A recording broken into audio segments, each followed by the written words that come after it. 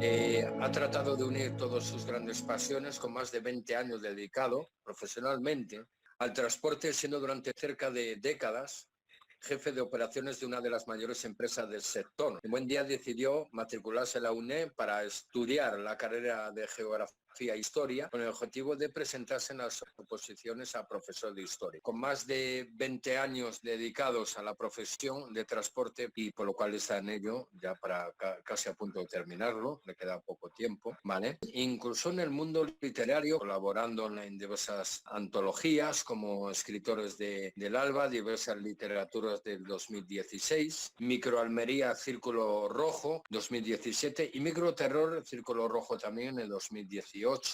Más ha colaborado con algunos artículos en la web, así como la colaboración de varios artículos en Babel Historia, y actualmente lleva su propio blog, Viajando a la Historia. Eso. En él se publica artículos relacionados con la historia, también colabora en la sección Penúltima Palabra, dentro de la página La Red del Misterio.com, donde escribe sobre libros en una sección llamada Curiosa Historia, la página web de unmundomisterioso.com. Durante estos últimos años, su entusiasmo por estos temas le llevó al mundo de la radio, forma parte del equipo del programa Tempus Fugit, que dirige y presenta Óscar Fábregas, que le mandamos un saludo también de la editorial Guante Blanco, junto a Raquel Berenguel y Paquino, un gran saludo. Y colabora con otros y ha participado en el programa El Mundo Insólito Juan Carlos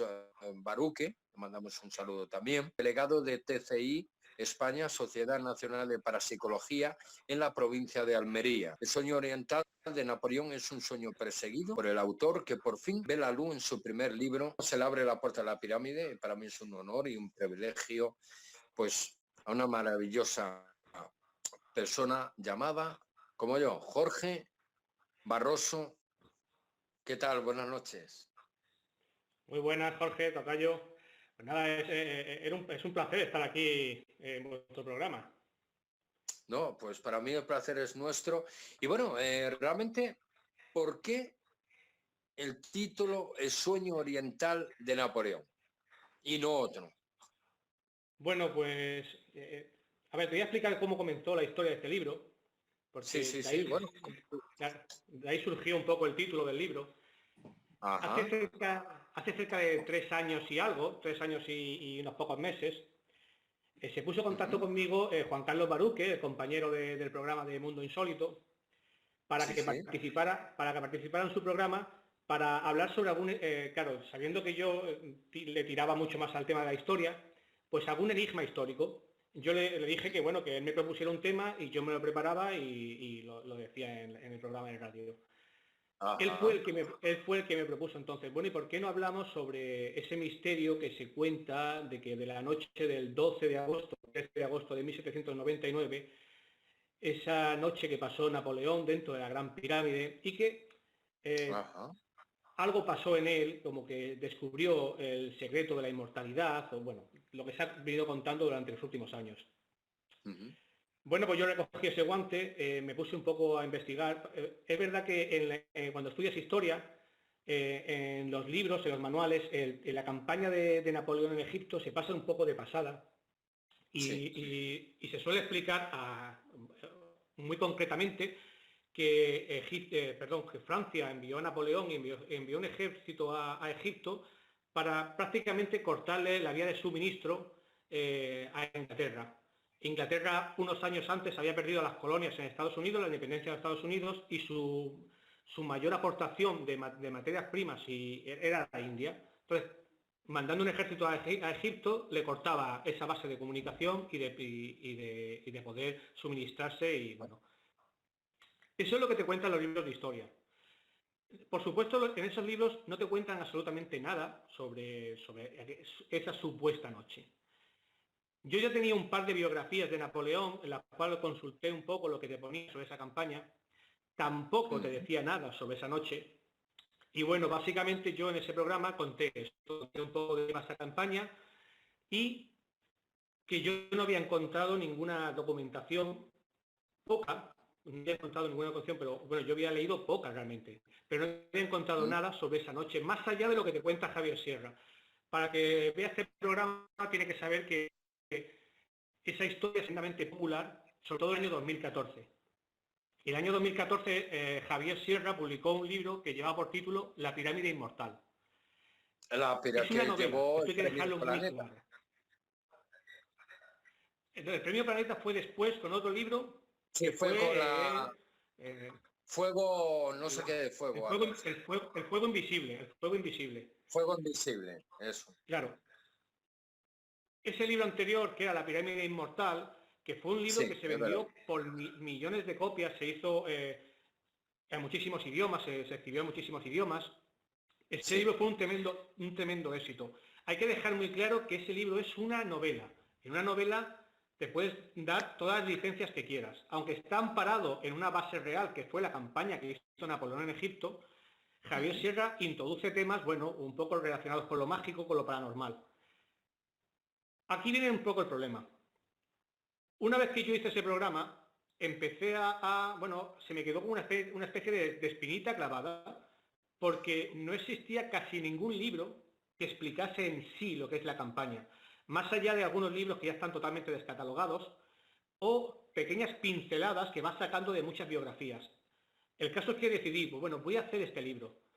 Cuando yo empecé a estudiar a la figura de Napoleón, me he hecho de decenas de biografías de Napoleón, de todos los documentos de sus memorias escritas en Santa Elena por un historiador que se llamaba Las Cases, todas las memorias que hizo su secretario personal, que se llamaba Bourrienne, de las cuales poseemos muchísimos datos de aquella campaña porque fue con él a Egipto. Tenemos también muchísima documentación de la comisión científica que fue con Napoleón, que es muy importante para... Ya estamos viendo el libro. Sí. Y una vez que yo empecé a estudiar la figura de Napoleón y a ver, ya me di cuenta de que Napoleón, el tema de ir a Egipto, fue un sueño desde prácticamente de su infancia y su juventud. Una vez que él empezó a estudiar, Napoleón fue un ávido lector. Desde su más tierna infancia, una vez que sale de Córcega y va a la escuela militar de Brienne, después a París, a Napoleón le hicieron como, ¿cómo decirlo?, una especie como de bullying. Él odiaba a todos los franceses porque él quería ser un independentista corso. En las escuelas militares que estuvo en Brienne y después en París, le hicieron una especie de bullying porque no lo querían. Pensaba que era muy extranjero, no sabía hablar muy bien francés. Napoleón tuvo una aspiración muy grande, que era hacerse militar cuanto antes para regresar a Córcega, emular a un personaje que se llamaba Pascual Paoli, que era un independentista corso, para independizarse de Francia. Lo que pasa es que poco a poco las ideas de la Revolución Francesa, las ideas de la Ilustración, al final fueron calando mucho en él. Dentro de eso, Napoleón, como te he dicho, leyó muchísimos libros, entre ellos, por ejemplo, un libro que dejó muy marcado, que fue Vidas paralelas de Plutarco, donde se habla de la vida de Julio César y sobre todo de Alejandro Magno.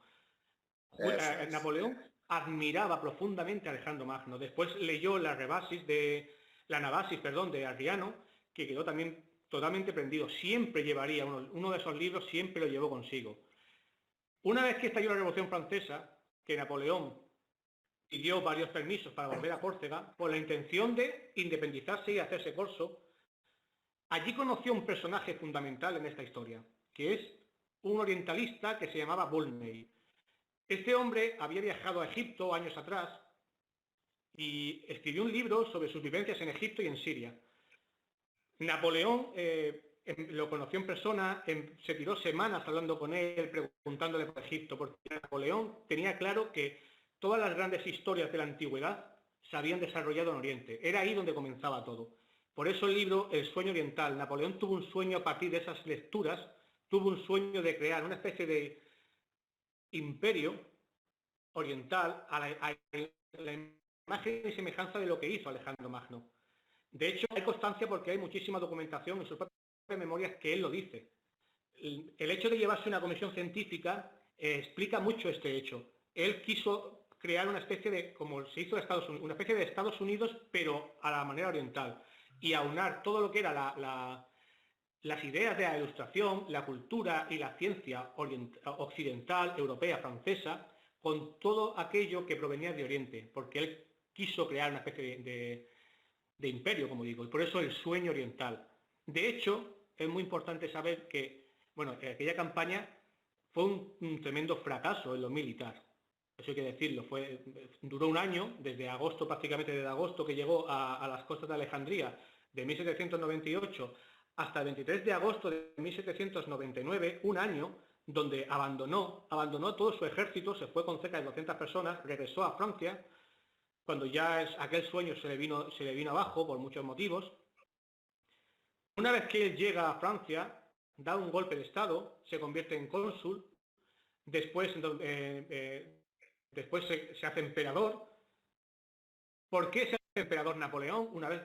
Porque trasladó aquel sueño oriental que él tuvo en Egipto, y de ir incluso a la India y crear un imperio bastante extenso. Como aquello se frustró, Napoleón traspasó aquel sueño a Europa. De hecho, hay muchas cosas que si estudias la campaña de Napoleón, ves que se traspasa después a Europa. Por ejemplo, nuestra base de nuestro código civil y legal, modificado mucho, pero la base de eso es un famoso código, el código napoleónico, que creó Napoleón ya siendo emperador.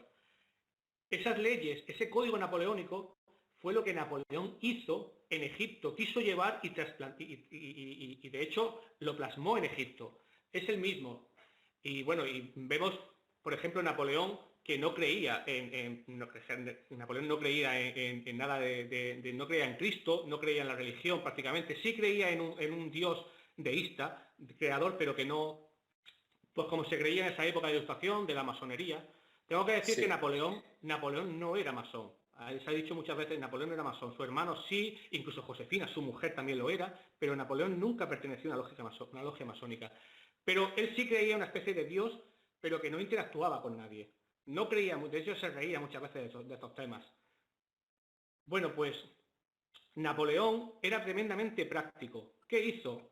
Cuando llegó a Egipto, él quiso congraciarse con el pueblo diciendo que él era musulmán, que él era una especie de seguidor del profeta de Mahoma, y que incluso dijo de hacerse musulmán, algo que por ciertos motivos que explico en el libro al final no lo hizo, porque él lo que quería era ganarse al pueblo. De la misma manera que una vez que abandona Egipto y ya se hace cónsul y emperador, hizo lo mismo con un famoso concordato con el Papa para congraciarse un poco con la religión católica, porque Napoleón sabía perfectamente el valor que tenía para la sociedad la creencia. Napoleón, cuando Napoleón después va a Moscú, dejó totalmente tirado su ejército para regresar otra vez a Francia. Eso es algo que ya vemos también en Egipto. Hay muchísimas similitudes entre lo que pasó en Egipto a lo que pasó después en su época como emperador. La llegada a Egipto, la conquista de Alejandría, el camino al Cairo, la batalla del Nilo, el desastre de Abukir. ¿Qué batalla realmente tuvo ahí en Napoleón? Batallas tuvo bastantes. Una vez tomó Alejandría prácticamente de una manera muy sencilla. Después tuvo que bajar hasta el Cairo. Durante esa bajada hay que decir que su ejército lo pasó tremendamente mal, porque no contaron con las condiciones, por el tremendo calor, porque no tuvieron apenas provisiones. Las poblaciones que se fueron encontrando por el camino se llevaron todo. Los pozos que habían de agua los taparon para que los ejércitos franceses no pudiesen beber agua. Hay constancia incluso de que algunos franceses de hecho se suicidaron porque no pudieron aguantar aquello. Bueno, pues una vez que llegan casi a la puerta del Cairo, ahí estaban las pirámides. Ahí tuvieron una de las famosas batallas, la batalla de las pirámides, que Napoleón derrotó prácticamente en 2 horas y poco a un ejército de mamelucos. ¿Por qué? Porque aquella gente realmente no era lo que en la antigüedad. Los mamelucos eran un ejército temible, pero en la antigüedad. En esa época luchaban prácticamente como gente con la Edad Media. Luchaban con espadas, con cimitarras, muy pocas armas, y los franceses tenían sus armas, sus cañones, su artillería. Fue demasiado sencillo. También es verdad que los franceses tenían mayor número de efectivos militares. Tomaron la ciudad del Cairo, prácticamente nada más derrotar a los mamelucos, que huyeron. Habían dos eran los dirigentes entonces que dirigían Egipto, que eran Ibrahim Bey, que huyó hacia la zona de Siria, y otro que era Murad Bey, un hombre con muchísimo carisma, que huyó hacia el Alto Egipto. Napoleón envió entonces a un general, que se llama el general de Sais, a perseguir a este hombre, porque temía que reuniera otra vez otro ejército para volver al Cairo e intentar otra vez conquistar otra vez Egipto. Durante este periodo, que Napoleón pasa en agosto hasta prácticamente diciembre, él está haciendo muchísimas reformas en el Cairo, creando un diván general con los ulemas. Céntrate un pelín más para ahí, para que se te vea entero. Vale, perdona. Y una vez que Napoleón está en el Cairo y empieza a hacer muchísimas reformas, le llegó una noticia desastrosa, que fue que la flota británica, comandada por Nelson, llegó hasta las costas de Egipto y destrozó casi la inmensa mayoría de la flota con la que Napoleón fue desde Francia a Egipto. Las diversas fuentes que existen no se ponen mucho de acuerdo en cuántos barcos salieron desde Francia, pero más o menos tuvieron que ser cerca de 400 barcos. Posiblemente es la mayor flota de la Edad Moderna que ha cruzado para hacer una batalla.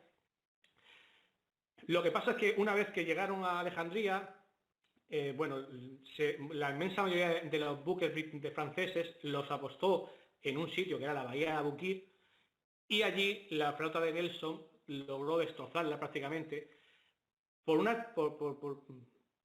mucha suerte que tuvieron. Realmente los británicos tuvieron muchísima suerte. También es verdad que los británicos tenían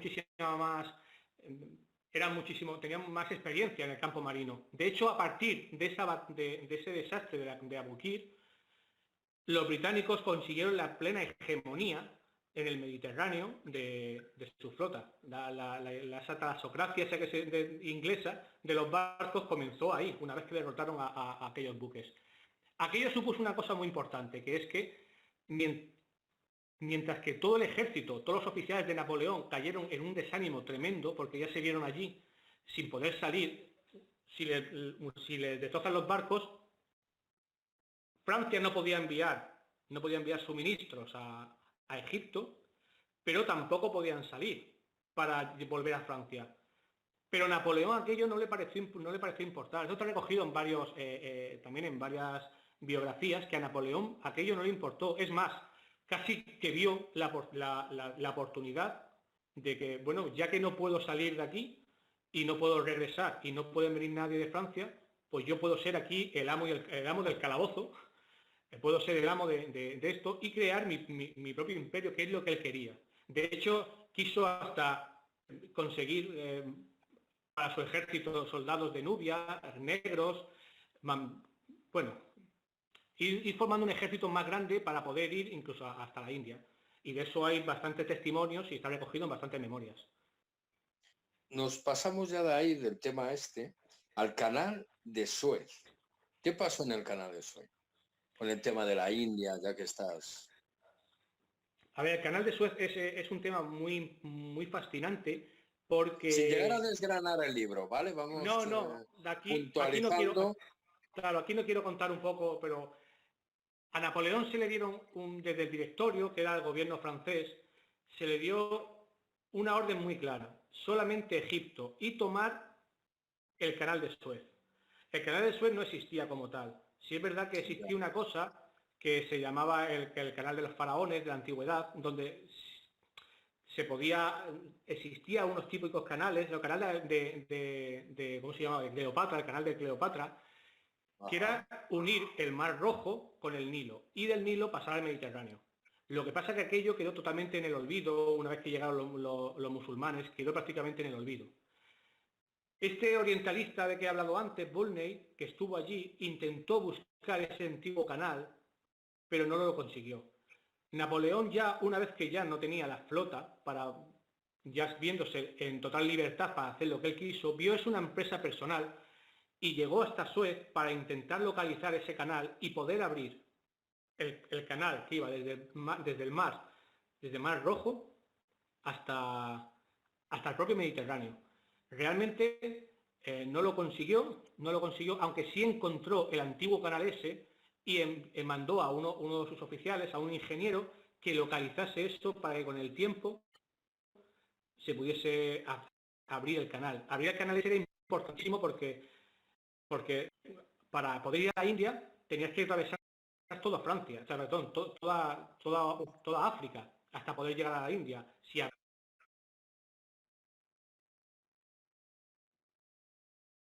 Por eso era tan importante abrir ese canal. Esa realmente fue Napoleón el que quiso hacerla. De hecho, en muchas memorias suyas decía que era algo que él se hubiese vanagloriado de haber sido él el que abriese ese canal. Lo que pasa es que ese canal salió mucho después, ya en 1860 y algo. Pues bueno, y es otra historia. Pero es una historia fascinante. Lo que sí hay una historia muy fascinante de esa historia, de ese capítulo que cuento, perdón, y es que le pasó una cosa muy parecida a lo que le pasó a Moisés y cuando cruzó el mar, y bueno, lo que se cuenta esa historia bíblica, que sí, del mar de las aguas, que después pasó el faraón y se lo tragó. Hay una historia con Napoleón ahí, una anécdota que es muy, muy parecida a eso, pero eso lo dejo para el que quiera comprarse el libro. Eso sí. Bueno, vamos a hacer un poco breve, me cuentas de lo que yo te voy puntualizando y luego ya pasamos a Ega porque se nos va el tiempo, que merece la pena, o estaríamos horas, pero ya sabes que el tiempo nos apremia y es normal. Pero bueno, claro. La campaña de Siria, ¿qué nos puedes contar ahí? Brevemente. Vale, la campaña de Siria, para decirlo así muy rápido, es que a Napoleón le llegaron... Sí, a Napoleón le llegaron noticias de que del Imperio Turco, desde la puerta del Imperio Turco, se estaba creando un ejército muy, muy importante para volver a conquistar Egipto. Y también estaban con ellos los británicos, que le hicieron una jugarreta entonces al Imperio Turco para alistarse con ellos e intentar derrocar a Napoleón, que estaba ahí en Egipto. Pero Napoleón, viendo que se estaban formando dos especies de ejércitos distintos, uno que iba a bajar desde Siria hasta el propio Egipto y otro una flota se estaba formando una flota muy grande para llegar hasta la misma bahía de Abukir otra vez para intentar conquistar desde la costa a otra vez Egipto. Napoleón dijo, mientras se forma la flota, esa flota de que me han llegado noticias, mientras se forma, que sabe que tardaba muchísimo tiempo en formarse, voy a ir directamente a luchar contra ese ejército a Siria. Y si puedo, conquistarlo todo. Lo que pasa es que se encontró allí con un problema que fue San Juan de Acre. En San Juan de Acre, Napoleón, allí fue donde todo su sueño oriental se vino abajo. Y bueno, y una vez que él no logra derrotar al que está allí apostado, que es un pachá turco, con la ayuda de unos británicos, que se llamaba Smith, bueno, pues no pudo, Napoleón no pudo continuar, tuvo que volver porque ya estaba haciendo otra vez verano, sabía que regresar iba a ser muy duro, de hecho el viaje hasta Siria también fue durísimo, tuvo que volver porque si no sabe que su gente se le iba a demoralizar completamente. De hecho, tuvo también muchísimo una plaga de peste bubónica, que se propagó muchísimo por allí también. El caso es que tuvo que volver a Egipto. Allí ya, una vez que él pierde, él ya sabe que tiene que regresar otra vez a Francia. De hecho, le llega varias informaciones a través de este británico que se llama Smith, le llegan varias informaciones de lo que está ocurriendo en Francia y en Europa, que Napoleón no sabía prácticamente nada de lo que estaba pasando, debido al bloqueo británico que había en el Mediterráneo, él no tenía apenas información. Pero una vez que le pasan información de lo que está pasando en Francia, Napoleón ya sabe que su sueño oriental se le ha venido abajo, tiene que regresar a Francia. Ajá. Pero para eso tiene que darle una victoria muy grande a Francia para regresar como un victorioso, porque si no iba a regresar a Francia habiendo perdido una batalla como la de San Juan de Acre. Por eso decidió quedarse hasta que llegó esa gran flota que venía de barcos británicos, otomanos, para intentar tomar otra vez Egipto. Napoleón, precisamente la misma bahía donde derribaron toda su flota, que fuera Abukir. Pero ahí Napoleón tuvo una victoria aplastante. Ya. Una vez que tuvo esa victoria, fue cuando decidió ya abandonar Egipto. Ajá. Bueno, de vuelta al Cairo, descubrimientos en el último enfrentamiento, y luego el fin de un sueño. El fin de un sueño, ¿por qué el fin de un sueño? porque todo lo que él había creído, ese imperio que él quiso crear, se le vino prácticamente abajo. Por eso el fin de un sueño. Ahí es donde cuento también, aunque su sueño se terminó en San Juan de Acre, él traspasó después todo eso a Europa. Es lo que he comentado antes. De hecho, prácticamente él no se hubiese hecho emperador en Europa si no hubiese tenido esa idea de hacerse emperador en todo Oriente, en Egipto. Una noche en la Gran Pirámide. Esa fantástica noche, si nos remontamos, si realmente tú tuvieras ese papel, ¿cómo crees tú que lo vivió? Es que es ahí el quid de la cuestión. Yo sé que cuando haces un libro de historia, muchas veces a lo mejor no haces muchos amigos con esto. Y además estamos hablando de Javier Sierra, que es, imagino que ya todo el mundo lo conoce. Sí, te mandamos un saludo, amigo mío, también. Le estoy tremendamente agradecido porque yo he hablado varias veces con él. Él me pasó cierta información, porque yo le pregunté a él personalmente, a ver, ¿de dónde has sacado esta información? Porque no hay ni una sola fuente, y lo aseguro que me he leído decenas de biografías, todos los documentos de sus memorias, las memorias recogidas por todos sus científicos. No existe ninguna fuente que diga realmente eso.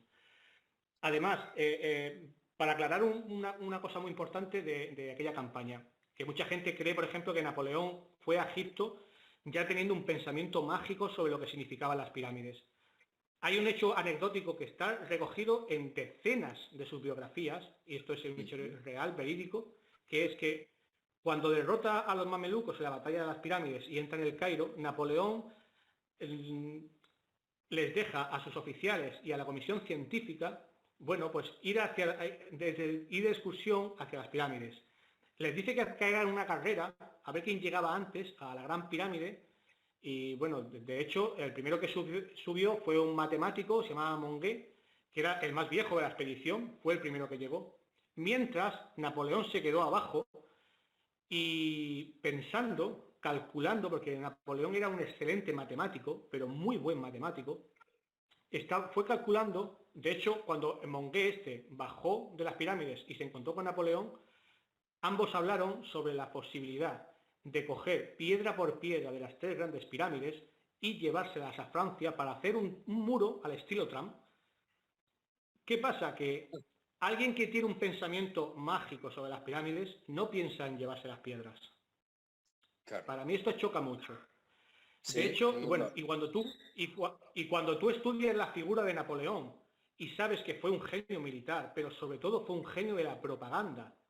Él, todo lo que fuese, de hecho, él censuró muchísima información después de aquella campaña, una vez que fue ya cónsul, creó, en el propio Egipto, creó unos periódicos para la fake news, la famosa fake news de ahora, pues ya existía. Napoleón fue un genio de propaganda. Si Napoleón hubiese pasado una noche dentro de la Gran Pirámide, Napoleón eso lo hubiese explotado de una manera bárbara. Sin embargo, no hay ni una sola fuente que lo asegure. De hecho, y es una cosa que yo a la gente, cada vez que me han hecho una entrevista o me han preguntado sobre esto, le animo a que busque por internet Napoleón dentro de la pirámide y verá que no existe ni una sola mención, iba a decir anterior al año 2014, que fue cuando Javier Sierra publicó La pirámide inmortal, pero no. Ese libro de Javier Sierra no es novedoso, porque Javier Sierra publicó en el año 2002 un libro que llevaba por título El secreto egipcio de Napoleón. El que lo lea verá que es exactamente el mismo libro. Lo que pasa es que en el año 2002 Javier Sierra todavía no era tremendamente popular como lo fue después cuando publicó La cena secreta. Sí, pero Javier Sierra quiso retomar esa idea porque le apasionaba esa historia y en el 2014 rehizo esa historia, la modificó en 2 puntos muy básicos, pero es prácticamente el mismo libro. No existe desde el año 2002 ni una sola información, ni una, que avale que Napoleón pasase una noche dentro de la Gran Pirámide. Yo en el libro lo que recojo es de dónde sale esa historia. Javier Sierra ha cogido pinceladas de varios sitios, de dónde viene la historia, de dónde se origina la historia de que las pirámides son una especie de campo de energía, de donde tienes que hacer una especie de ritual para... Todo eso viene recogido en diversos autores. Y también quienes pasaron realmente una noche dentro de la Gran Pirámide. Entre ellos, antes ha mencionado a Aleister Crowley, ese pasó una noche dentro de la Gran Pirámide. De hecho, el famoso libro de la ley fue una vez que él pasó una noche dentro de la Gran Pirámide. Y hay otro autor que se llama Paul Brunton, en verdad no es su nombre, es un seudónimo, que sí publicó en los años 30 un libro sobre el Egipto secreto, donde él cuenta sus experiencias dentro de la Gran Pirámide. Y si lees a Paul Brunton y lees lo que decía Napoleón dentro de la Gran Pirámide, verás unas similitudes tremendas. Aparte de eso, hay muchas más cosas que se cuentan que, bueno, que no son verdad.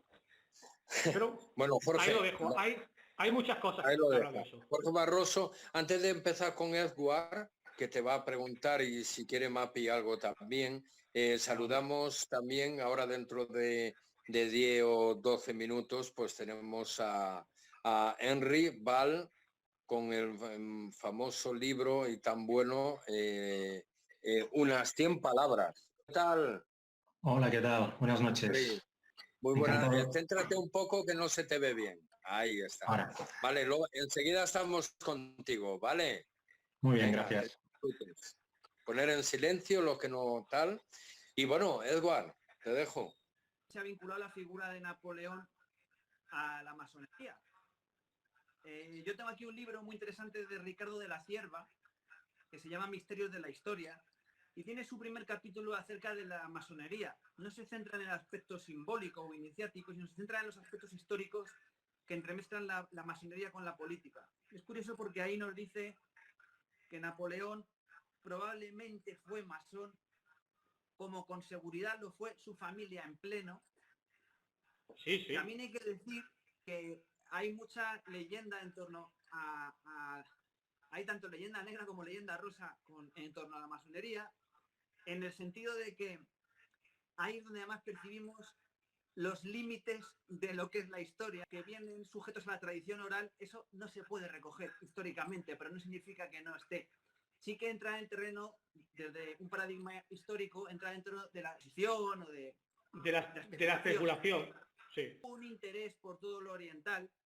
Es curioso que el gremio de los masons que construyeron las catedrales góticas están muy adheridos a la Orden del Temple. Se dice que provenían de un gremio que funde en la Noche de los Tiempos su origen en torno justamente a los constructores de pirámides. Entonces, sí que cuadra, que aunque no sepamos si era masón o no de manera formal, sí que estuvo muy cercano, y ese interés por el Oriente, sí que casa.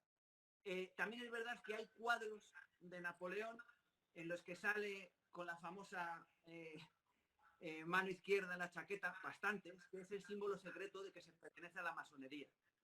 O sea que como mínimo dejaba velado una serie de símbolos muy cercanos. Sí, está recogido en muchas biografías suyas que Napoleón, cuando le preguntaban por qué se ponía la mano ahí, él decía, eso vino de su juventud, leyendo precisamente a autores clásicos. Eso de ponerse la mano aquí ya era de la época de los romanos y de los griegos. Él quiso emular, poniendo la mano ahí, a esos héroes de la antigüedad. También pudiera ser que pasa muy a menudo que masones que pertenecen a círculos más internos, no consta históricamente, aposta, que sí existieran. Podemos divagar acerca de ese gesto de si es suyo o no, pero desde luego si llevaba de forma muy secreta su pertenencia a una sociedad francmasónica o secreta de cualquier tipo, estaba claro que va a poner una excusa, no va a decir, sí, la pongo porque soy masón grado 33. Por ejemplo, pero es que hay que tener una cosa muy clara. En aquella época, decir soy masón no tenía ninguna connotación peyorativa ni tenía nada. O sea, realmente era lo del momento. Todo el movimiento de la ilustración con la masonería está totalmente casado.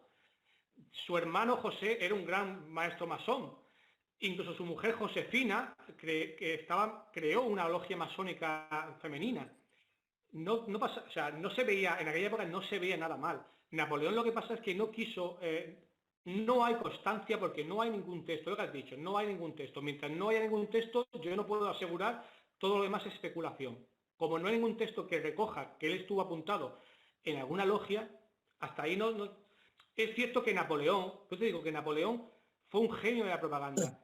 Y Napoleón, en muchísimos cuadros que él se pintó de él, sobre todo del pintor más famoso de la Revolución Francesa y de la época napoleónica, que fue David, metió muchísimos elementos simbólicos porque sabían perfectamente el valor que tenía la imagen ante la población. Por eso hay muchísimos elementos que dan a entender. Es que es la época de la masonería. Es la época de la masonería y todos los elementos masones están recogidos en muchísimos cuadros y en muchísimas cosas. Pero bueno, no quiere decir que Napoleón fuese masón, pero sí la probaba, claro. A ver, desde luego, formalmente, pero hay círculos internos que esos sí que no desvelan su identidad. Entonces, simplemente pues dejar ahí ese apunte. Luego que la sabiduría antigua confluyen siempre en el antiguo Egipto. De hecho, fue aquella campaña de Napoleón que posteriormente la egiptología como la conocemos nació allí. Fue a través de esa campaña como comenzó toda la ciencia de la egiptología con el descubrimiento de la piedra de Rosetta.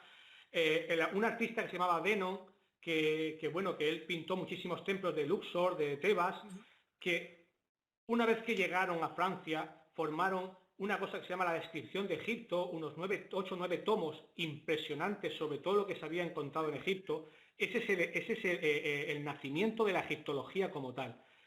Es cierto que a partir de esa campaña, el mundo del estudio de Egipto se dividió prácticamente en dos. Uno, el más científico, el más académico, que fue el que originó toda la egiptología como tal, y después el mundo más centrado en el oriental, en la teosofía. Prácticamente surgió también a partir de todo eso, de ese sincretismo que hubo por intentar aunar toda la religión y todo lo que se creía, todas las creencias religiosas y filosóficas de Oriente, un poco con Europa.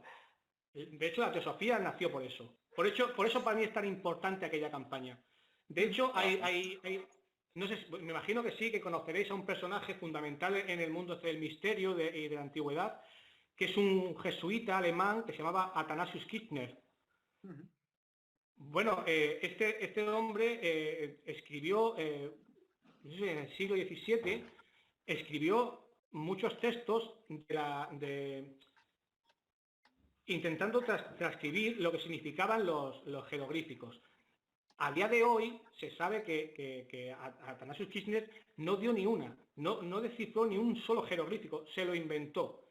Pero gracias a esa persona, a Athanasius Kirchner, porque el propio Volney, el orientalista este que he comentado, que fue el que le comió un poco la cabeza a Napoleón sobre esta campaña, fue él el que le introdujo en esa pasión por Oriente a todos estos movimientos de la Ilustración. A este orientalista Volney le atrajo mucho aquella historia. De hecho, el propio Volney reconoce también en unas memorias que fue gracias a los textos de Kirchner cómo empezó a apasionarse por Egipto y a ir a Egipto.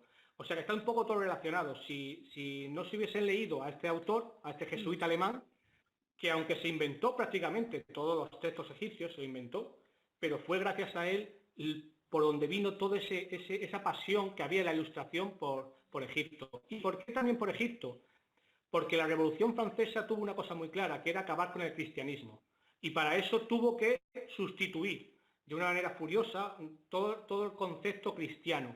Pero sabían perfectamente que la gente no iba, venga, pues ya no creemos en Cristo y necesitan creer en algo.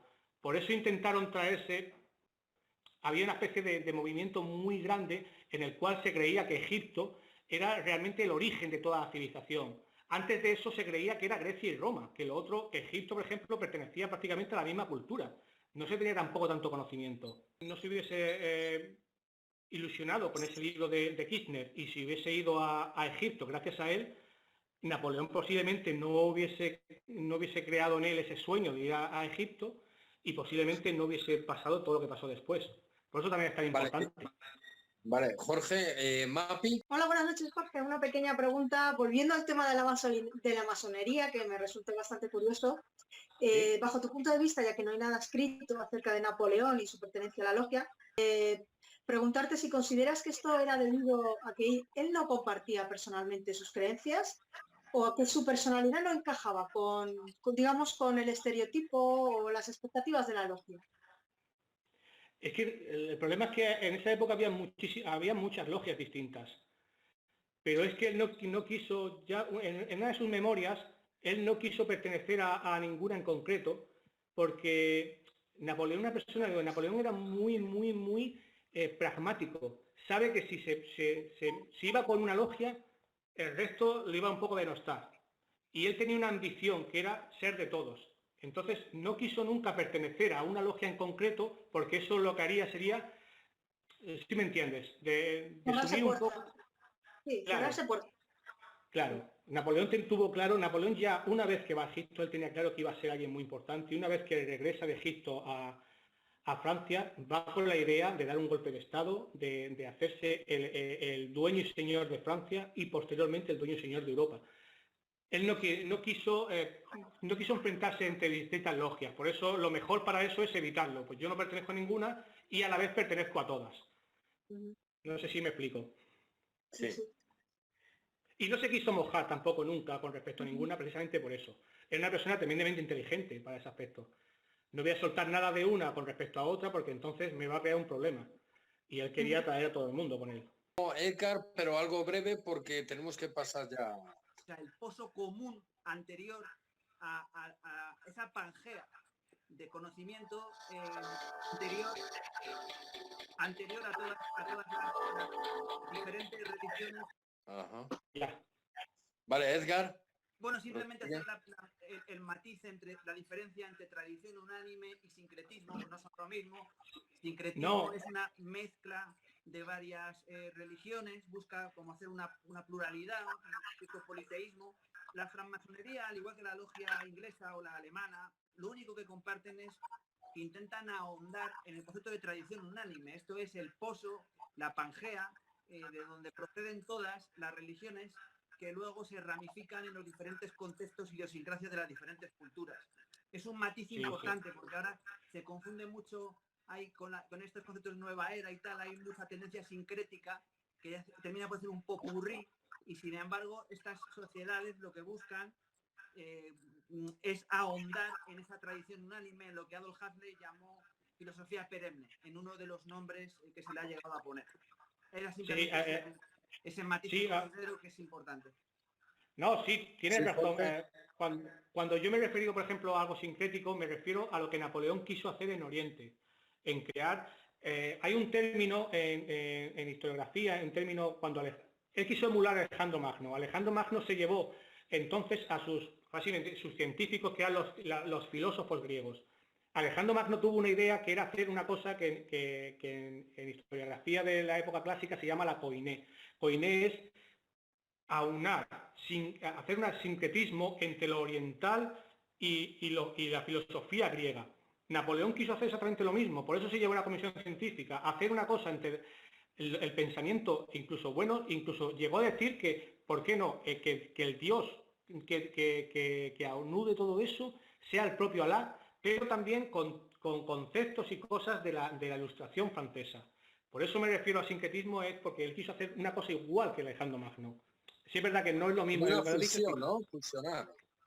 Sí, en Grecia hay un término que se llama koiné, que es eso, la fusión, el sincretismo que se dice sincretismo. Lo que él dice tiene razón, pero siempre tiene razón eso en los términos de la masonería. Sí, eso sí, tiene razón. Bueno, muchas gracias, Jorge. Edgar, rápido porque se me va el tiempo, rápido. Buscar un pozo común, simplemente creo que es un matiz a tener en cuenta. Vale. Ahora mismo físico, digital, la editorial lo ve varios meses después. Esos son temas ya habituales. O sea que físico se puede adquirir, ¿no? Sin ningún problema.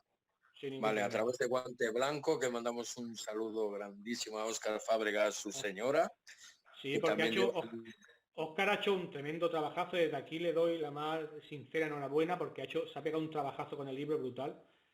Y es que son 600 páginas, es que hay que decirlo. Y, bueno, No, no es moco de pavo, como dice aquel, ¿no? Pues realmente gracias por traernos a la puerta de la pirámide a Napoleón. y sobre todo abrirnos esa puerta de la pirámide como es la puerta de la pirámide. Muchísimas gracias, Jorge. Muchas gracias a ti y a todos los compañeros. El árbol de las almas hace un llamamiento a sintonizar Onda Diamante a partir de las 9:30 a través de Tuning Radio. Y como no, continuamos el viaje de la puerta de la pirámide y nos vamos a la siguiente sección. Sección de otro maravilloso libro, unas 100 palabras, en su puño en letra, de una persona nacida en Sabadell en el año 1973, a finales de la dictadura de nuestro queridísimo Francisco Franco.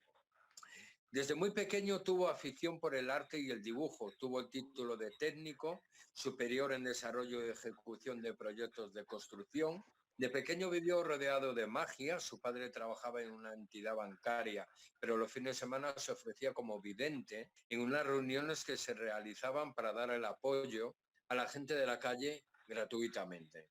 Su madre trabajaba en una empresa de software, pero los fines de semana colaboraba como sanadora, imponiendo las manos a pacientes también de manera desinteresada. Hoy en día se dedica íntegramente a su trabajo de ingeniería en una empresa internacional en dos grandes pasiones, la escritura, de la que obtuvo uno de sus primeros frutos al año pasado por el libro publicado Unos 100 palabras, y búsqueda de la verdad, que lo ha llevado por caminos que son a veces muy difíciles de recorrer, porque implica muchos momentos de soledad y poca comprensión.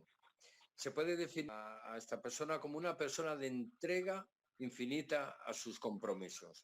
Como no, se le abre por primera vez la puerta de la pirámide a Henry Pal. ¿Qué tal? Buenas noches, ¿qué tal? Buenas noches, ¿qué tal? Muy bien, por mi parte estupendo. Para mí es un honor de tenerte a la vera de la puerta de la pirámide. Unas 100 palabras. Yo siempre digo, ¿por qué el título? ¿Por qué se le ha puesto 100 palabras y no puede ser 200 o puede ser 50? ¿Por qué tiene que ser 100? Bueno, ahora es fácil, porque en realidad hay unas 100 palabras en el libro. Son unos 100 capítulos y cada capítulo es una palabra. Por lo tanto, el título era obligatorio que fuera así. O sea que es un juego un poco, pero realmente basado en hechos reales. Tocas lo que es un poco la fantasía. Hay un poco de Hay todo, un poco de porque todo, ¿no? este libro nació de una crisis que tuve muy fuerte a los 40 años. Y hice, bueno, cuando tuve esta crisis me pensaba que me iba a morir y fui al médico y me dijo que nada, que me tomara unos tranquilifinias y que esto pasaría. No lo superaba y entonces tuve que buscar otras vías de solucionar mis problemas. Toqué la homeopatía e hice unas terapias energéticas. Después de hacer estos cursos, pude sacar algunos dolores que tenía dentro, familiares, algunas cargas que llevaba, y entonces pensé que ya estaba todo superado. Y como había pasado la crisis de los 40, pues decidí ir a hacer deporte. Y me apunté a un torneo de pádel y allí me rompí el tendón de Aquiles. Fue un torneo corto. Entonces estuve un mes y pico en casa, y a partir de estar solo en casa, después de haber hecho todas estas terapias, me vino muy fuerte las ganas de escribir. Entonces me salía la escritura más o menos automática. Mis textos son bastante como si fuera un borrador, o sea, no modifico mucho lo que escribo. Y en esos momentos pues me venían ideas, y estas ideas las quería ligar a unas imágenes. Entonces buscaba en el Google alguna imagen que me recordara lo que había escrito. Y después le ponía un título. Y a veces podía pasar al revés. A veces me venía una palabra a la mente, escribía y después buscaba la imagen.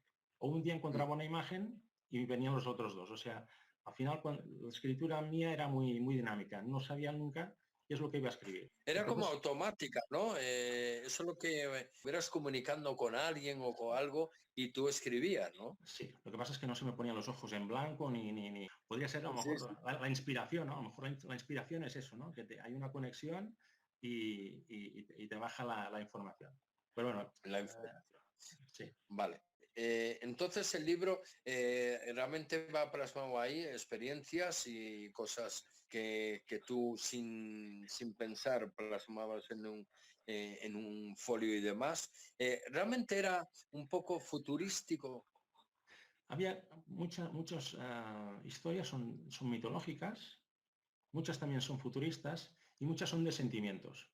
Yo todas estas historias las publiqué en el Facebook porque me dijeron que escribía bien y las compartí con mis amistades. Entonces, Ajá. algunas historias, casi todas las historias son muy personales, pero cuando tú las lees, tú también puedes verte reflejado en esas historias. O sea, identificarte Sí. Y había Ujú. amigos que me decían, ostras, déjame compartir esta publicación porque estás explicando una cosa que a mí no me sale con palabras. Vale. Entonces, Y luego, sí, y luego esas 100 palabras, comencemos un poco, no a desgranar el libro, porque yo creo que merece la pena ser comprado, ser leído y a su vez, pues como tú te identificas, te puede ayudar. Es como un libro de autoayuda a nivel interior, ¿no? A sí, nivel sí. interior. Vale. Entonces, realmente define algunas palabras pero sin llegar a comentar todo, ¿vale? El principio, ¿cómo comienzas el viaje de este libro? A ver, el principio, el primer capítulo, Sí, originalmente se llamaba Crisis, o sea, empecé con la palabra crisis. bueno, Entonces, ¿ves? empezamos bien. Empecé bien, ¿vale? Sí, sí. Y al principio Comenzar empecé, bien. sí, eh, empecé relatos cortos y después poesía. Este libro lo han catalogado como un libro de poesía, pero yo Ajá, nunca he estado de acuerdo con eso, ¿vale? Porque sí. tiene más que poesía, o sea, tiene poesía, tiene relatos, tiene descripciones y también tiene geometría. Si te fijas en la portada, no sé si te Sí, has sí, sí, fijado, sí, sí, sí. tiene un trisquel, ¿vale? Entonces, este libro es como si fuera, a veces mis hijos se enfadan, ¿eh? Porque les digo que es como si fuera un hijo mío, porque es un Ajá. libro que ha sacado parte de mí fuera y es un libro que está vivo, es un libro que tiene mucha vida fuera de lo que es él. O sea, hay muchas causalidades y casualidades, que es lo que me gustaría comentarte hoy, que es la parte especial de este libro que una persona que lo compra a lo mejor no lo sabe. Entonces, me gustaría contarte más lo que está dentro del libro, Vale, sí, lo que para está que fuera. veamos cada quien. Vale, vale. Pues venga, comencemos. Vale. Mira, como te he dicho, es como si fuera mi hijo. Mi hijo se gestó en mi crisis de los 40, que es cuando me Ujú. pensaba que me iba a morir, y entonces tuve una crisis a los 45, que es cuando yo me quería morir. Entonces, Bueno, sí, fue un año muy duro, pero bueno, en ese momento, el momento más bajo de mi vida, un amigo mío me envió un WhatsApp y me dijo que una editorial pues estaba buscando manuscritos. Era una editorial de Badalona, de 3 socios, y dije, bueno, es igual, por lo que me queda, lo envío y así este amigo mío no me va a molestar más. Envié el libro y resulta que este libro pues me lo quisieron publicar a la semana y pico, me llamaron para publicarlo. ajá. Entonces, te digo, este libro está vivo, sí, está vivo. Porque mira, te voy a contar todo lo que pasó con el parto, con el nacimiento de este libro. Mira, Vale. me enviaron el contrato, la editorial me envió el contrato y se perdió. Sí, el libro lo envié en un formato Word, que la letra salía encriptada y tuve que reescribir todo el libro porque no podía maquetarlo. Encriptada como Sí, sí, los jeroglíficos de Egipto, en el como los libro de jeroglíficos. Sí, sí, eso me ayudó porque a reescribir todo el libro me refrescó mucho lo que había escrito y además encontré significados diferentes a lo que había escrito antes. O sea, el libro también había mutado, su significado para mí había mutado. Ajá. ¿Qué más? Algunos capítulos se cambiaron de orden por culpa de la maquetación. Se equivocaron en la fecha de presentación del libro. En la portada se equivocaron con mi nombre. Los 100 primeros libros que se vendieron, había un error en la numeración de 2 capítulos y nos dimos Ujú. cuenta el día antes de la presentación, porque yo lo recibí el día antes en casa. Entonces no hubo tiempo de cambiarlos. O sea que se De vendieron retiro. 100 libros que serán muy valiosos en un futuro próximo. O sea que quien Sí, haya sí. comprado uno de los primeros 100 libros tiene mucha suerte. Cualquier pena, si no lo hubiera comprado yo también. Y Sí. Jorge. ¿Qué más? En la Pero- presentación falló un micrófono y falló la música de fondo. En las ¿Pero qué siguientes, pasa? sí, sí, es un libro maldito, bendito, no lo sé, pero me ha llevado como un niño pequeño, como un niño Que pequeño. mira la como un de niño- Costa. Sí, sí, Sí, sí, sí. sí. En las siguientes presentaciones se equivocaron en las fechas, los libros no llegaban a sitio hasta la última hora, o sea, siempre he estado sufriendo, yo con este libro siempre he estado sufriendo. Me hicieron 2 entrevistas por YouTube. Falló el vídeo y si ahora buscas en YouTube unas 100 palabras, verás 2 vídeos con mi entrevista que dura 0 segundos. O sea, no se hizo nunca el vídeo. Quedó allí una entrevista, 0 segundos. Y en la página de la editorial mi libro nunca salía. Siempre había errores y el libro no salía nunca en el catálogo, estaba siempre fuera. Y bueno, y hoy, por ejemplo, antes de este programa, ya te lo he comentado, se me ha ido la electricidad se me ha ido 3 veces. Mi móvil Sí, estaba sí, casi sí. sí, mi móvil casi sin batería y ayer el PC me dio muchísimos problemas. O sea que pensaba que hoy tampoco podría presentar el libro. ¿Vale? Yo O sea te que vemos un poco borroso. O sea, es un niño rebelde, es un niño rebelde. sí, sí. Entonces, Niño rebelde, pero entonces, ¿qué guarda realmente este libro? O sea, yo quiero saber un poco la esencia de realmente qué plasmas tú ahí, que me pueda invitar a mí a decir, joder, voy a comprarlo, porque realmente encuentro cosas o similitudes, como dices tú, cercanas a mí, incluso me pueden ayudar tanto a alimentarme interiormente, para encontrarme un poco mejor interiormente para tener una bueno, vida un poco más cómoda y llevadera y tener como icono, como ejemplo a Henry Val, el libro mira, famoso de las 100. sí. Mira, yo hablo mucho de temas familiares. Hablo de mi padre, de mi madre, de mis hermanos. Hablo de mis hijos también mucho. También de lo que es el amor, lo que es Dios, también de partes negativas, lo que es la furia, estados de ánimo y después también mitología, así que me vienen como historias fantásticas, pero también tienen un trasfondo. Y muchas tienen Bueno, varios pues vamos, significados. vale, vamos a comenzar. Dios. ¿Qué es el Dios ahí? ¿Cómo representas al Dios? ¿Cómo Mira, encontrar a Dios? si quieres te Sin, lo leo. sin llegar a desgranar, sino contando perfiladamente. Bueno, en definitiva yo diría que Dios somos nosotros mismos. Al final, todos Ajá, nosotros tenemos una parte de Dios. Lo que nos falta sí. es descubrirnos a nosotros mismos y ver lo poderosos que somos. Esto Sí, sería es correcto. más o menos lo que yo pienso que es. O sea que al final Ajá, todos somos uno, todos tenemos un camino, unos vamos más despacio, otros vale. más deprisa, pero al final acabaremos en el mismo sitio. Bueno, eso es obvio. El amor. ¿Cómo defines el amor? ¿Cómo lo has representado? ¿Qué has escrito? ¿Qué has puesto? Mira, del amor sí, el amor fue un poema dedicado a mi mujer. A mi mujer. Anda, mira qué bonito. Sí, sí. Lo menciono como si fuera como si la estuviera siguiendo. O sea, por ejemplo, en Galicia hay una playa que siempre hay mucha niebla y ella está paseando por la niebla y yo la sigo, como el viento. Es una sensación que tengo cada vez que veo una foto que sale mi mujer en esa niebla y caminando descalza por la playa. Eso para mí es significado de amor, para mí, Ujú. en ese momento. Qué bonito. Bueno, luego al último, si eso, si no es muy larga la poesía, pues la recitas, De acuerdo. ¿vale? Vale. ¿Quieres que te Vale. Porque hable? si no te lo recitaraba yo. Vale. ¿Quieres que te cuente más cosas que ha hecho mi hijo? Sí, sí, sí, A sí. ver, mira, mi hijo le gusta mucho el número 3. ¿Eh? Si te fijas, son 3 patas. Cada pata tiene un significado. La primera es la palabra, el segundo es el contenido, o sea, el relato, la poesía, lo que sea, y el tercero es la imagen. estas tres ¿cómo se dice? Significados se juntan en uno y lo maximizan.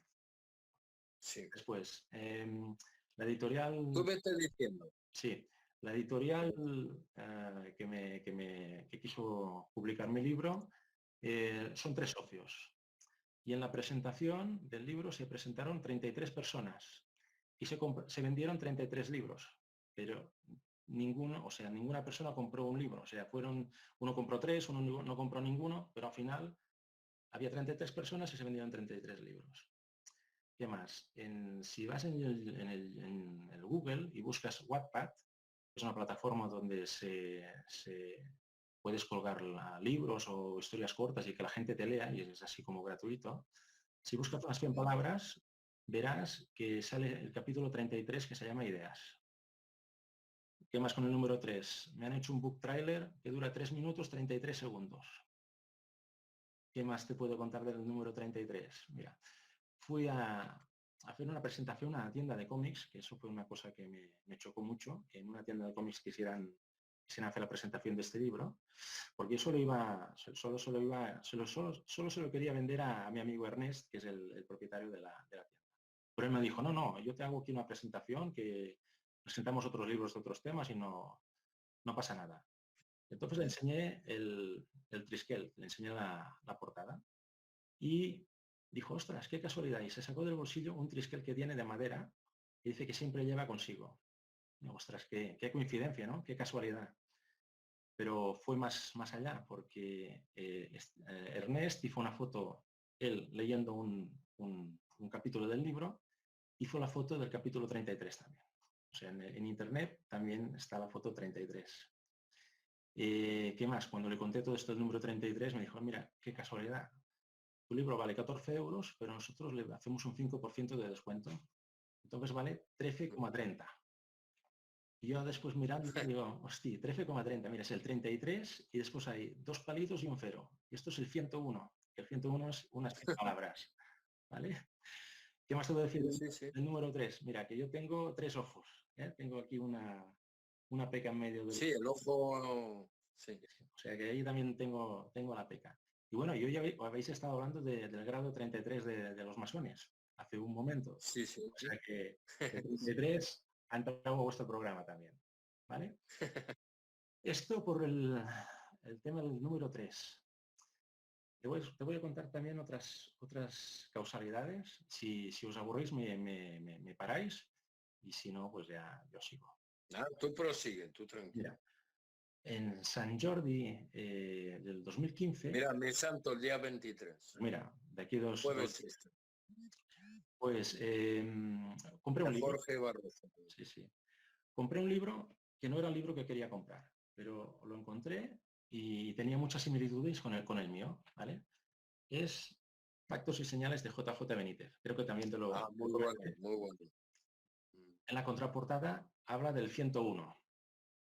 Y dentro del libro tiene también 101 capítulos y cada capítulo tiene una foto y un título. Y digo, hostia, esto se parece mucho. Míralo, muy bien. Pues... Sí, vale, pues ella podrá comprobar una cosa. Mira, mi capítulo 14 se llama Señales. Y el capítulo 14, capítulo 14. El 14 de JJ Benítez se llama Dame una señal. Y después lo más raro o casual es que en el capítulo 66, capítulo 66 sale la foto de un barco navegando. Bueno, no se verá muy bien, bueno, ella lo puede comprobar. Y en mi capítulo 66 también sale un barco navegando. O sea, sale a la misma foto. Curioso. Curiosidades, casualidades, causalidades, no lo sé. Y no había leído aún ese libro, ¿no? No, porque mira, yo el capítulo 14 lo escribí el 1 de diciembre de 2013 y el 66 el 3 de enero de 2015. Y JJ Benítez lo sacó el febrero de 2015. O sea que mis escritos son anteriores a su libro. Sí. ¿Qué más te puedo decir? Mis primeras... Estos son los originales de mis libros. Al principio no era un triskel, eran ojos. Sí. Tengo tres ojos. Uno de los últimos libros de JJ Benítez se llama Solo para tus ojos. Solo para... Ah, sí, es verdad. Lo tengo yo. Bueno, pues digo, estos dos libros tienen algo en común. Estos dos libros se están comunicando. Entonces yo quise ponerme en contacto con JJ Benítez, pero no hubo manera, no pude. No has podido aún. Bueno, No a lo mejor pude. yo puedo darte esa puñita. Estupendo. Yo lo voy a intentar, ¿vale? Porque subiré a la quinta planta de Planeta. Quiero mandar un saludo al Grupo Planeta. Y tanto Javier Sierra como JJ Benítez siempre editan a través del Grupo Planeta. Pues yo preguntaré a ver cómo podremos localizarle. Y si no, pues a través de un email, no sé si le habrás enviado alguna vez un email. A Planeta. Está más... Dicen que está aquí en España, pero normalmente está más fuera que dentro de España. Sí. Bueno, ya lo intenté, ¿eh? Y lo intenté por su página web y también por Planeta. Hasta envié a Planeta el manuscrito para que se lo hiciera llegar. No sé si llegó a hacerlo o no. Bueno, yo también le quería decir que, a ver, en mi historia presente, que es la número 100, he hecho una historia con todas las palabras del libro. O sea, las puse en columnas y ordenadas, y mientras salía la palabra, pues salía lo que salía. Y allí me salieron unas frases que me hicieron pensar que pasaría algo. Reflexionar y pensar, ¿no? Pensar y reflexionar. Pero habían como profecías, podría ser una profecía. Habían como mensajes. Entonces, en el número 100 le dije que a lo mejor pasaría algo en otoño. Y puede ser una causalidad, pero en ese otoño pasó lo del atentado en Saint-Denis, en París. Que puede ser una casualidad, ¿eh? No lo digo, pero es que llevo muchísimas casualidades. Y puede seguir con más, ¿eh? Mira, en la primera crisis fui a hacer unos registros acásicos, que yo no sabía ni lo que eran, pero me decían, ves aquí, ves allá, y yo iba como un tonto, arriba y abajo. Entonces, pero eso, los registros acásicos los había escrito en mi capítulo 38, Recuerdos, sin saber lo que era. Sin saber lo que era. Y en ese curso había un panfleto de una salida que estaba allí, no me lo dieron para que lo hiciera, lo vi yo. Y estaban hablando de un viaje a un sitio que también lo había escrito. Lo escribí en el capítulo 48, que se llama Espada, y también está escrito ahí, es lo mismo. Hice ese viaje. Ese viaje lo hice. Fui a Stonehenge, yo solo, y era un viaje para mujeres. Había 12 mujeres y... Y fuiste tú con mujeres, pues rodeado. Era Samain, bueno, es en otoño también, y allí fui con 12 mujeres que no sabían ni qué hacía allí, ni nada. Yo iba siguiendo lo que está diciendo mi hijo todo el rato, o sea, me va poniendo el libro, migas de pan, y yo voy detrás siguiéndolo como puedo. ¿Qué más? En ese curso también la mujer me dijo que nos daba un medallón, y había varios símbolos, el del agua, tal. Yo elegí el del agua, pero ella me dijo que eligiera el de la estrella polar, ¿vale? Y era este medallón de aquí. Bueno, no se verá bien porque mi PC no se ve bien. Pues este medallón yo lo describo en los 3 episodios de Profecía. Está descrito este medallón. También. ¿Qué más te puedo decir? Yo creo que os estoy dando mucha información, pero os lo quería contar todo para que quedara... No, está muy bien porque la gente, pues oye, anima más, y sobre todo me es curioso el dibujo de la pasta, porque hoy vamos a tener un especial OVNI con nuestro queridísimo especialista Sisto Pá, José María Gómez Montiel desde Barcelona, y gente célebre, y un aducido que tiene parecido el dibujo que tú tienes ahí. Te invito a que sigas luego viéndolo. No lo sé porque vamos a tener toda la parrilla y a lo mejor tenéis que colgar vosotros, tanto Jorge como tú, pero lo seguís viendo en el programa, en el enlace que yo os he enviado. Eso sí, suscribiros, así os tenemos ahí siempre. Y lo tenéis para próximos programas de podernos ver. Y bueno, tú vas a estar, o Jorge cuando escriba su otro libro, que se me ha olvidado de decirle de que tenía uno pendiente, pero bueno, y siempre lo tendréis ahí. y tiene parecido el dibujo, el tatuaje o algo que le hicieron la abducción, ¿vale?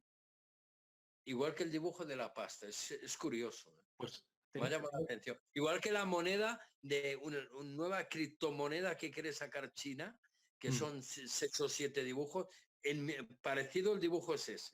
Pues mira qué bien, aún tendré que investigar más. Pues, y te digo una cosa más, que también tiene relación con el símbolo.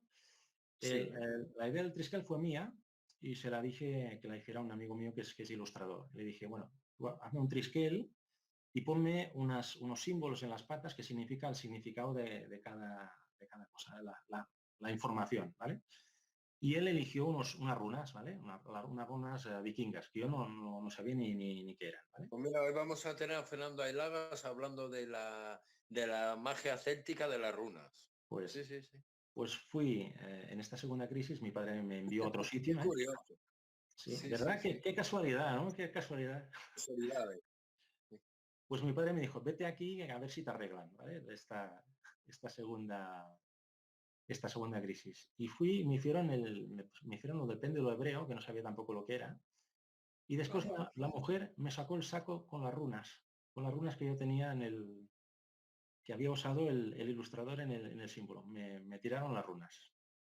Y ya para acabar, si alguien ha jugado el God of War 4,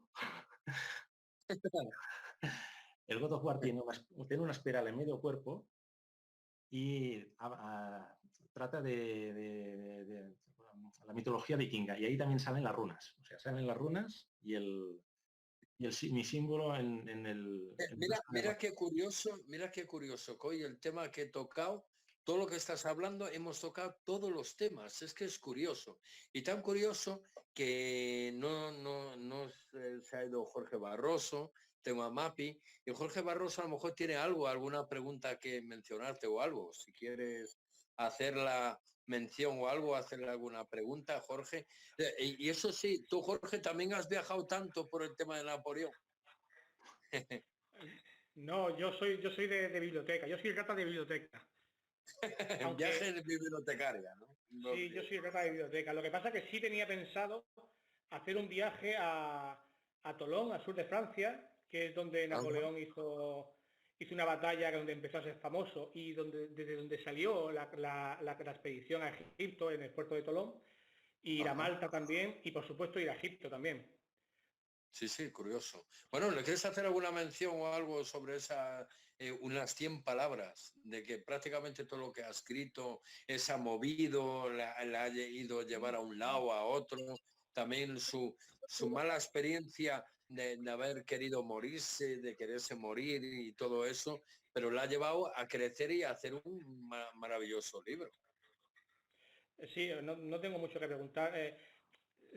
Solo una cosilla breve, que es muchas veces cuando se dice, cuando alguien quiere escribir un libro, realmente es la historia la que te busca a ti, y creo que es lo que le ha pasado un poco a él, y es esto, las historias te buscan a ti, más que tú buscar una historia.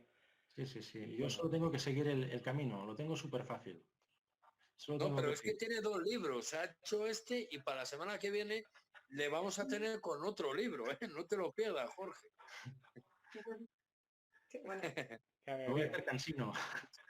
Bueno, Mapi, ¿qué querías contar? Que tienes también los 2 libros que ha mencionado, tal. Sí. Pues todo lo que ha contado son sincronicidades. Entonces mi pregunta es, ¿incluye la palabra sincronicidad tu libro? Dentro de Sí, señora, la tiene. Además, hay más sincronicidades que saldrán en mi 4.º libro. Es que habrá un retiro a Montserrat y muchas cosas que tienen que ver con Egipto. Y mira, que estoy aquí en la puerta de la en calle Finge, ¿no? Sí. Entonces, tengo más historias. Es curioso. Dime. Sí, el libro que está asomando Jorge de Egipto, Napoleón, ahí se ve la esfinge y la pirámide. Curioso, curioso. Al final vais a tener que viajar tanto Jorge como tú a Egipto. Jorge por lo de Napoleón y tú por tu Sí, sí, sincronicidad. Vale. Sería un placer. sí, sí, igualmente, me apunto. Pues nada. Bueno, pues simplemente decirte que cómo se puede adquirir ese maravilloso libro. Sí, mira, se puede comprar en la página web de Célebre Editorial, pero también en Amazon y después también puedes pedirlo a cualquier librería y te lo consiguen. También en el Corte Inglés y en Sí. Sudamérica creo que en Mercado Libre y Ajá. algún otro sitio. ¿También está digital? No, digital aún no. Vale, ahora la pregunta es, si alguien a lo mejor quiere mencionarte algo o dar referencias sobre algo, ¿qué email o dónde podría pedir referencia? Mi email El personal, libro y te tiene que comentar algo. eh, esto no sé, porque no tengo página En pública. tu Face o algo, en tu Face te puede escribir o algo. Sí, podrían escribirme en mi face. Sí, sí. Creo que Vale, tu está, Face es Henry Val, ¿no? sí, Enric Valle y se verá precisamente en la foto, se verá la barca y el mar. Esa Y el foto más. que... Sí, Sí, porque sí, creo sí. que hay varios Enric Valls, pues yo soy el de la, el de la foto de JJ Benítez. Vale. Y bueno, Jorge, antes de finalizar, como si alguien a lo mejor quiere preguntar sobre tu libro y demás, dar mención, a lo mejor lo lee, ay, pues mira, me gustaría preguntarle esto, qué pena, qué difícil es difícil igual que JJ Benítez, pues bueno, para que no lo vean tan difícil, ¿cómo pueden localizarse y hacerte una pregunta? A mí, por seguirme por Facebook, porque estoy siempre metido en Facebook. Así que quiera, Jorge Vale, pues Barroso Jorge Castilla. Barroso por el email y ahí te escriben y te mencionan las preguntas que sea o lo que sea. Pues si Claro, alguno quiere aprender más o lo que sea. Vale. Pues nada, sí, sí. pues muchísimas gracias, Jorge Barroso, muchísimas gracias, Henry Val, por ese maravilloso libro y por haber estado aquí a la vera de la Puerta de la Pirámide. Henry Val, sabes que para la próxima semana nos veremos. Y bueno, Jorge Barroso, si quieres estar cuando le haga la entrevista para hacerle alguna pregunta, estás invitado también. Me lo dices y ya está, ¿vale? Vale, será un Pues si placer. hay algún libro de historia o tal que te llame la atención, pues si quieres también participar, estás invitado. Pues venga, Muchísimas, muchísimas gracias, buen viaje y hasta la próxima semana. Y Jorge, hasta cuando tú, yo sé que va a ser buenísimo, muy bueno. Y ya sabes que primera entrevista aquí, en la Puerta de la Pirámide. hecho. Venga, un abrazo, tocayo, y feliz San Jordi, el día Muchas 23. gracias. Y a todos por el Igualmente, y libro. un abrazo a todos vosotros, que sois maravillosos. Vale, muchas gracias. Venga, un rival, Jorge Barroso. Hasta luego. Vale.